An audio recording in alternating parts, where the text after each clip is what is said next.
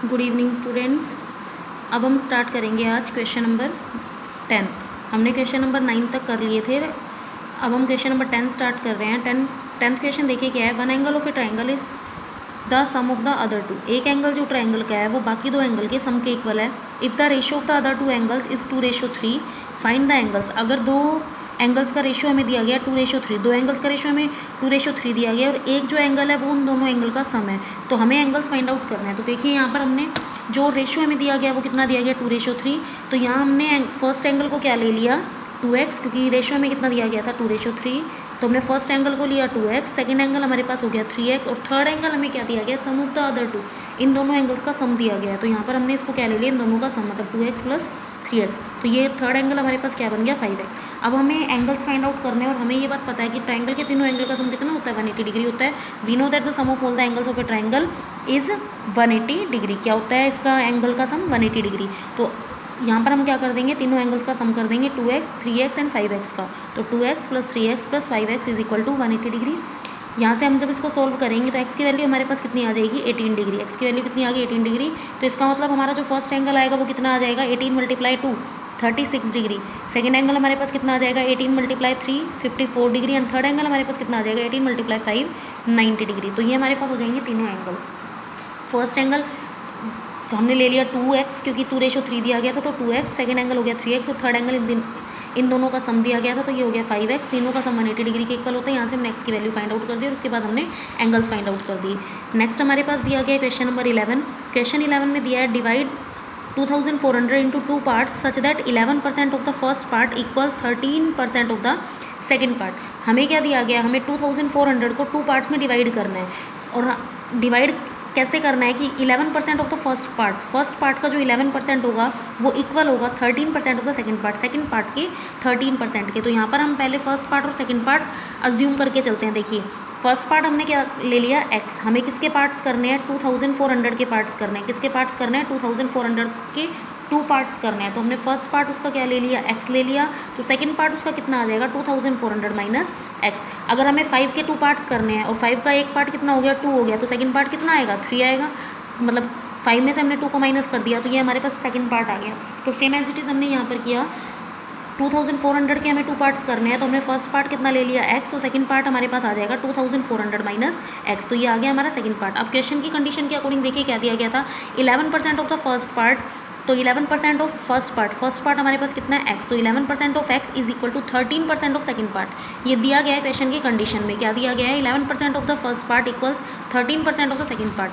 First part का 11% second part के 13% के इक्वल है। तो यहाँ पर हमने फर्स्ट पार्ट का 11% कर दिया, मतलब x का 11% कर दिया और सेकंड पार्ट था हमारे पास 2400 - x, इसका हमने कितना परसेंट कर दिया 13%। ये दोनों आपस में इक्वल है। तो यहाँ से हम इसको सोल्व करेंगे 11% को हटाने के लिए हम अपॉन में 100 लगाते हैं, ऑफ की जगह हम मल्टीप्लाई लगाते हैं and x is equal to 13%, तो 13/100 मल्टीप्लाई 2400 - x। यहाँ से ये बन गया 11/100x इज इक्वल टू 13/100 को पहले 2400 से मल्टीप्लाई करेंगे, फिर 13/100 को हम x से मल्टीप्लाई करेंगे। तो 13/100 को हमने 2400 से मल्टीप्लाई किया तो ये हमारे पास कितना आ गया 13/100 मल्टीप्लाई 2400 और माइनस का साइन 13/100 को फिर हमने x से मल्टीप्लाई कर दिया। तो ये हमारे पास हो गया 11/100x। 13/100x को हम लेफ्ट हैंड साइड में ले आए, यहाँ पर माइनस का था यहाँ के प्लस का बन गया। अब यहाँ से देखिए 20 से 20 कैंसिल हो जाएगी, तो यहाँ कितना बच जाएगा 13 × 24।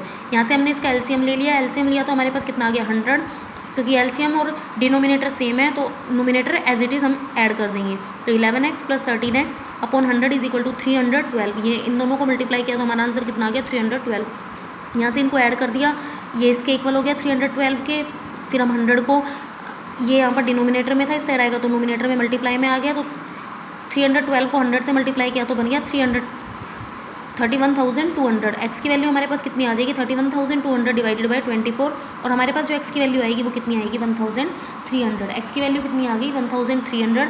तो देखिए x की वैल्यू जो थी वो हमारा फर्स्ट पार्ट था, तो फर्स्ट पार्ट हमारे पास कितना आ गया 1,300। फर्स्ट पार्ट कितना आ गया 1,300। तो इसका सेकंड पार्ट हमारे पास कितना आ जाएगा 2,400 में से हम 1300 को क्या कर देंगे माइनस कर देंगे। तो जो सेकंड पार्ट हमारे पास आएगा वो कितना आ जाएगा 1100। तो इस तरह से हम फर्स्ट और सेकंड पार्ट फाइंड आउट कर लेंगे। हमें 2400 के 2 पार्ट्स करने थे। तो फर्स्ट पार्ट हमने x ले लिया, सेकंड पार्ट हमारे पास हो गया 2400 - x। फिर क्वेश्चन की कंडीशन हमें दी गई थी कि 11% ऑफ x मतलब 11% of first part is equal to 13% of second part. तो हमने फर्स्ट पार्ट का 11% सेकंड पार्ट के 13% के इक्वल कर दिया। वहाँ से हमने एक्स की वैल्यू फाइंड आउट कर ली। जो एक्स की वैल्यू आएगी वो आएगा फर्स्ट पार्ट, और सेकंड पार्ट फाइंड आउट करने के लिए हम एक्स को 2400 में से क्या कर देंगे, सब्ट्रैक्ट कर देंगे। इसके बाद हमारे पास क्वेश्चन दिया गया है, क्वेश्चन नंबर 12। देखिए क्वेश्चन नंबर 12 हमें क्या दिया गया है।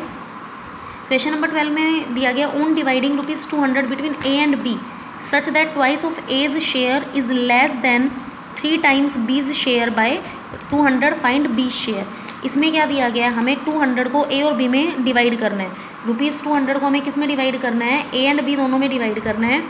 एंड इस तरह से डिवाइड करना है such that twice of the A's share, A के शेयर का जो ट्वाइस होगा वो लेस देन होगा, किससे लेस देन होगा, 3 टाइम्स बी शेयर से ₹200 लेस देन होगा। मतलब ए का जो शेयर होगा वो बी के शेयर के 3 टाइम्स से 200 क्या होगा, कम होगा। तो हमें बी का शेयर यहाँ पर क्या करना है, फाइंड आउट करना है। तो सबसे पहले देखिए यहाँ पर हमें 200 को डिवाइड करना है ए और बी में, तो हम ए का शेयर कितना ले लेंगे, एक्स, तो बी का शेयर हमारे पास कितना आ जाएगा, 200 माइनस एक्स। अगर ए को एक्स रुपीज़ मिलेंगे तो बी को कितने रुपीज़ मिलेंगे, जितना ए को दे दिया उसके बाद जितना बचा, तो कितना बचा 200 माइनस एक्स, तो उतने किसको मिलेंगे, बी को मिलेंगे। अगर मान लीजिए 200 में से 150 ए को मिल रहे हैं तो 50 किसको मिल जाएंगे, बी को। तो सेम एज इट इज़ अगर 200 में से एक्स हम शेयर किसका मान लेते हैं, ए का शेयर मान लेते हैं। टोटल मनी कितनी है, 200 है।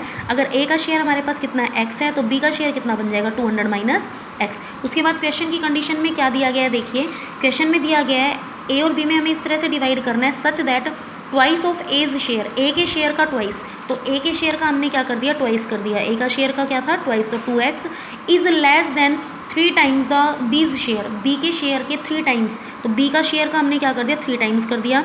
जो ए का शेयर है वो बी के शेयर के 3 टाइम्स से 200 क्या है, कम है। तो हमने क्या किया, ए के शेयर के किसके इक्वल है, देखिए ए का शेयर जो है वो बी के शेयर के 3 टाइम्स से 200 कम है। तो ए का share is equal to B का share multiplied by 3 minus 200। A's share क्या दिया गया है, देखिए between A and B, A और बी में हमें कैसे डिवाइड करना है, such that twice of A's share, A के शेयर का जो ट्वाइस होगा, ए के शेयर का ट्वाइस वो लेस देन होगा बी के शेयर के 3 टाइम्स से 200 कम होगा। मतलब बी के शेयर का जो 3 टाइम्स होगा उससे 200 कम किसका शेयर होगा, ट्वाइस ऑफ एज शेयर। तो ए के शेयर का हमने ट्वाइस किया is equal to 3 times B square minus 200। अब यहाँ से जब हम इसको सोल्व करेंगे तो सोल्व करने से हमारे पास एक्स की वैल्यू कितनी आएगी, 80। एक्स की वैल्यू हमारे पास यहाँ से कितनी आ जाएगी, 80। तो हमें किसका शेयर बताना है, बी का शेयर बताना है। तो ए का शेयर तो आ गया 80। अगर 200 में से 80 रुपीज़ किसको मिल गए, ए को मिल गए, तो बी को कितने रुपीज़ मिलेंगे, 120 रुपीज़। बी को कितने रुपीज़ मिल जाएंगे, 120। तो ये हमारे पास सोल्व हो जाएगा क्वेश्चन। हमें 200 रुपीज़ को डिवाइड करना था ए और बी में। अगर ए का शेयर एक्स है तो बी का शेयर हमारे पास कितना आ जाएगा, 200 माइनस एक्स। उसके बाद क्वेश्चन में बोला गया था ए के शेयर का जो ट्वाइस होगा वो बी के शेयर के 3 टाइम्स से 200 कम होगा। तो ए के शेयर का ट्वाइस बी के शेयर के 3 टाइम्स से 200 क्या होगा, कम होगा। तो यहाँ से हम एक्स की वैल्यू फाइंड आउट कर देंगे। जो एक्स की वैल्यू आएगी वो आएगा ए का शेयर। तो बी का शेयर कैसे आएगा, क्योंकि ए को 80 रुपीज़ मिले अगर 200 में से, तो बी का शेयर कितना आ जाएगा, 120 रुपीज़। ये था हमारा क्वेश्चन नंबर 12। नेक्स्ट है हमारे पास question number 13। Anshu buy some chocolates at the rate of ₹10 per chocolate. Anshu ने कुछ चॉकलेट्स परचेज़ की है eight the rate of ₹10 per chocolate. एक चॉकलेट 10 रुपये में परचेज़ की और कुछ चॉकलेट्स ने परचेज़ की, हमें नहीं पता कितनी चॉकलेट्स परचेज़ की है। She also buys an equal number of the candies at the rate of ₹5 per candy. उसने चॉकलेट जो परचेज़ की है वो तो 10 रुपये में परचेज़ की है एक चॉकलेट, और कैंडीज़ भी उसने परचेज़ की है। कैंडी कितने रुपए में परचेज़ किया, 5 रुपीज़ पर कैंडी, एक कैंडी 5 रुपीज़ की। जितनी चॉकलेट्स परचेज़ की उतनी उसने क्या परचेज़ की है, इक्वल नंबर ऑफ कैंडीज़, उतनी उसने कैंडी परचेज़ की है।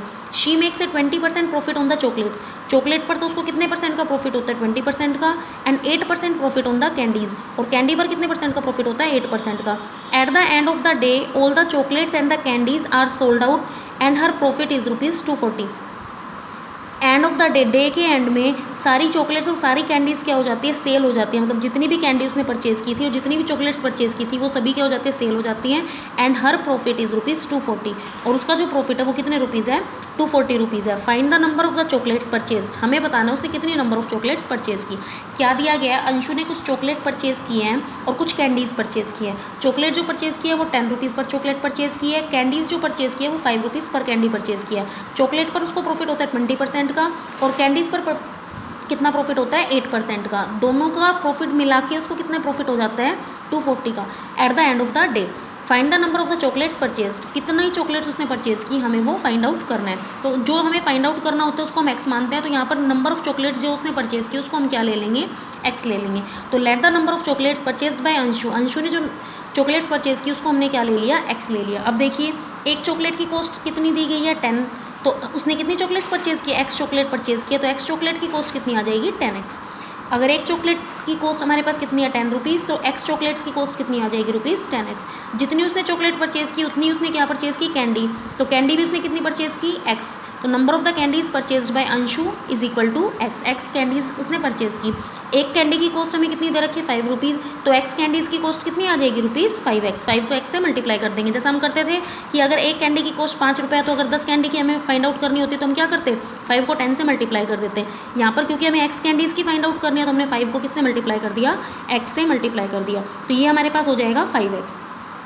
इसके बाद हमें दिया गया प्रॉफिट जो चॉकलेट पर हुआ उसको कितना हुआ 20%, प्रॉफिट चॉकलेट्स पर कितना हुआ 20%, तो 20% किसका हुआ 10x का, जितना उसने परचेज़ की चॉकलेट, कितने रुपए में परचेज़ किया है 10 रुपये में, ₹10x में परचेज़ किए उसने, तो प्रॉफिट ऑन चॉकलेट्स उसको कितना हुआ 20% ऑफ 10x। तो हम यहाँ से इसको सोल्व कर देंगे, 20% को हटाने के लिए अपन में 100 लगा दिया, ऑफ की जगह मल्टीप्लाई और 10x की जगह 10x, ये यहाँ से कैंसिल हो गया, तो यहाँ से हमारे पास कितना आ गया 2x। और प्रॉफिट ऑन कैंडीज़, कैंडीज़ पर उसको कितना प्रॉफिट हुआ, देखिए कैंडीज़ कितने में परचेज़ की 5x में, कैंडीज़ पर उसको हो रहा है 8% का, तो 8% ऑफ 5x, 8% ऑफ 5x, तो 8% को हटाने के लिए अपन में 100, ऑफ की जगह लगा दिया मल्टीप्लाई और ये 5x। यहाँ से जब हम इसको कैंसिल करेंगे, देखिए 4 की टेबल से हम इसको कैंसिल कर दें, 4 2 ज़ा 8, 4 2 ज़ा 8 और 4 5 ज़ा 20, और ये यहाँ से कैंसिल हो जाएगा 5 की टेबल से, 5 5 ज़ा 25, तो यहाँ से कितना बचेगा 2/5x। तो प्रॉफिट कैंडीज़ पर उसको कितना हो गया 2/5x।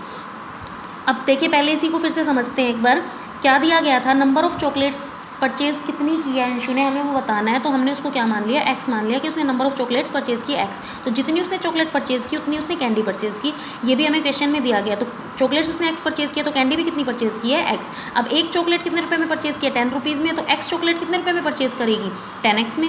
इसके बाद हमें क्या दे रखा है, अगर उसने एक कैंडी 5 रुपये में परचेज़ की है तो एक्स कैंडीज़ कितने रुपये में परचेज़ होंगी 5x रुपीज़ में। तो यहाँ से हमने cost of x chocolates find out कर दिया और cost of x candies find out कर दिया।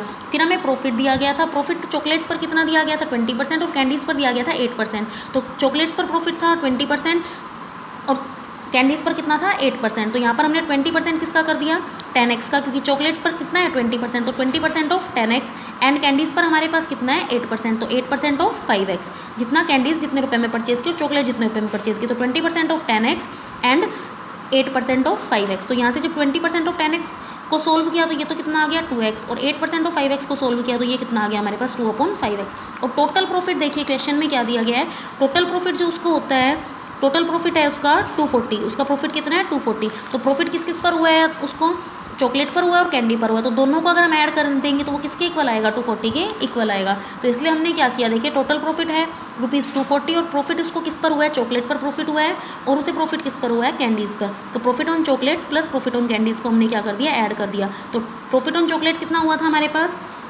2x और कैंडी पर कितना हुआ था 2/5x। तो 2x plus 2/5x is equal to 240। यहाँ से एलसीएम ले लेंगे, एलसीएम लेके जब हम सोल्व करेंगे तो x की वैल्यू हमारे पास कितनी आएगी 100। एलसीएम लिया, एलसीएम आ गया 5, ये हो गया हमारे पास 5 1 ज़ा 5 तो 5 2 ज़ा 10x, 5 1 ज़ा 5 तो 2 1 ज़ा 2x इज इक्वल टू 240। यहाँ से ये दोनों को ऐड कर दिया 12x/5 is equal to 240। 12x की वैल्यू कितनी आ गई 240 मल्टीप्लाई 5, यहाँ पर ये डिवाइड में था उस साइड जाएगा तो मल्टीप्लाई में, तो 240 मल्टीप्लाई 5, x की वैल्यू कितनी आएगी 240 मल्टीप्लाई 5 डिवाइडेड बाई 12, और x की वैल्यू हमारे पास यहाँ से कितनी आ गई, अगर इसको कैंसिल करें तो ये कैंसिल हो जाएगा 20 पर, और 25 से कितना हो जाएगा 100। तो इसका मतलब उसने कितनी x क्या था हमारे पास चॉकलेट्स, तो उसने कितनी चॉकलेट्स परचेज़ की है 100 चॉकलेट्स, 100 ही चॉकलेट्स परचेज़ की और 100 ही उसने क्या परचेज़ की कैंडीज़ परचेज़ की। तो ये था हमारा क्वेश्चन नंबर 13।